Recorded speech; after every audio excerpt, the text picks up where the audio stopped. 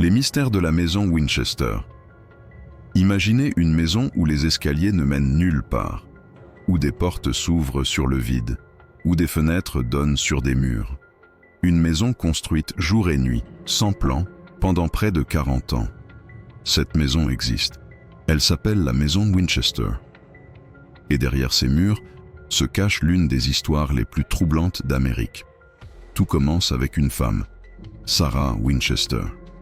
Elle est l'épouse de William Wirt Winchester, héritier de la fortune des Winchester Repeating Arms Company, les célèbres fabricants de fusils. En quelques années, Sarah perd sa petite fille, puis son mari. Elle hérite d'une immense fortune, mais elle est seule, et surtout, elle est convaincue d'être maudite. Un médium lui aurait dit ces mots glaçants. Les âmes de ceux qui sont morts à cause des fusils Winchester te hanteront. Pour apaiser leur colère, construis une maison et ne t'arrête jamais. En 1884, Sarah achète une ferme à San José, en Californie. Très vite, les travaux commencent, et ils ne s'arrêteront jamais. Pendant 38 ans, jour et nuit, des équipes d'ouvriers construisent, détruisent, reconstruisent.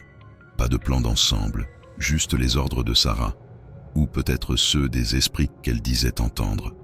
Résultat, 160 pièces, 40 chambres, 10 000 fenêtres, des dizaines d'escaliers qui montent vers le plafond, des couloirs en spirale, des trappes secrètes et des portes qui donnent sur le vide. Cette maison est un labyrinthe vivant, pensé pour désorienter les fantômes. Chaque nuit, à minuit, Sarah se rend dans une petite pièce au cœur de la maison, la salle des esprits. Là, elle organise des séances pour communiquer avec les âmes des morts. Elle leur demande « Que dois-je construire maintenant ?» Et le lendemain matin, de nouveaux travaux commencent. Pour Sarah, chaque escalier absurde, chaque couloir inutile avait un sens. C'était une barrière contre la vengeance des morts. Depuis sa mort en 1922, la maison est devenue une véritable légende. Des gardiens, des visiteurs, des médiums affirment avoir vu des silhouettes dans les couloirs, entendu des pas dans les escaliers, ressenti une présence derrière eux. On raconte que l'esprit de Sarah erre encore dans les pièces, surveillant son œuvre, ou fuyant les fantômes qu'elle craignait tant. Certaines pièces dégagent une atmosphère si lourde que les guides évitent d'y rester trop longtemps.